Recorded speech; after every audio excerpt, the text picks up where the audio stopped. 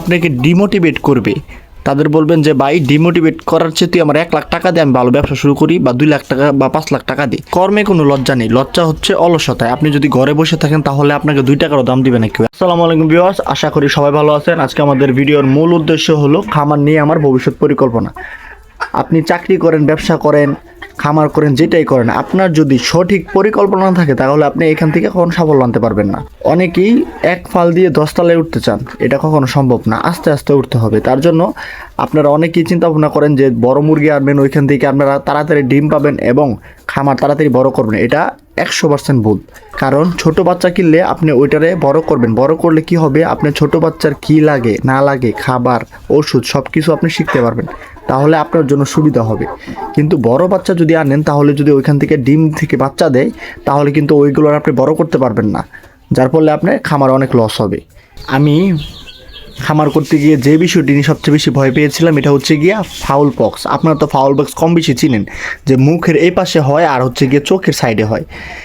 এই জন্য আমার 3টা মুরগি মারা যায়। আমি খুবই ভেঙে পড়ছিলাম, বাট তারপরও চেষ্টা করছি যে যেভাবেই হোক বিভিন্ন উপায়ে মুরগিগুলো সুস্থ করার জন্য।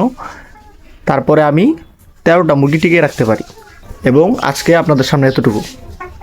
আর আপনারা যারা খামার দেওয়ার চিন্তা ভাবনা করেন, তারা অনেকে একটা ভুল করেন যে সব কিছু একদম ছাইরা ছুঁড়া খামারের পিছনে লাগেন। এটা সবচেয়ে বড় ভুল। কারণ এটা চেষ্টা করুন আপনাদের চাকরি, ব্যবসা এগুলোর পাশাপাশি এটার পার্ট টাইম হিসাবে নেবেন। কারণ এখানে তো সারাদিন সময় দিতে হয় না। এই দেখা যায় সকালে একটু, দুপুরে একটু সময় দিলেই চলে।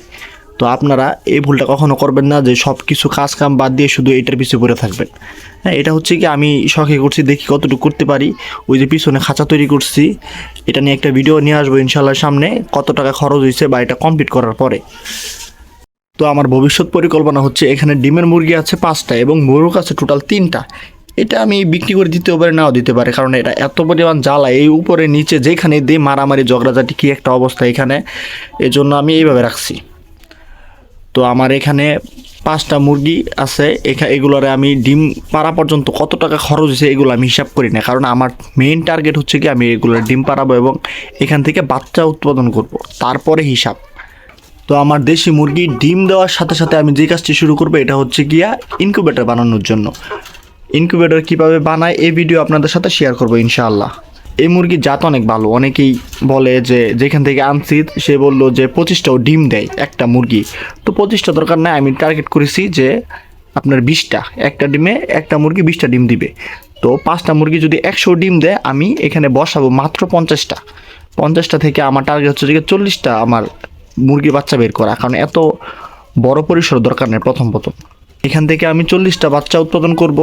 তারপরে আমি ওই যে ওইখানে খাঁচা এখনও বানাই নাই, রিসেন্টলি বানিয়ে ফেলবো ইনশাল্লাহ। আর এটা হচ্ছে কি আমি রাখছি বোর্ডিংয়ের জন্য। খাঁচা বানাইতে কত টাকা খরচ গেছে কমপ্লিট করার পরে আমি এই ভিডিও নিয়ে আসবো। তো এই যে এই ঘর দেখতেছেন, এটা আমি পুরোটাই রাখছি দেশি মুরগি পালনের জন্য। আপনারা অনেকে চিন্তা ভাবনা করতে পারেন যে এত বড় ঘর কী জন্য রাখছি।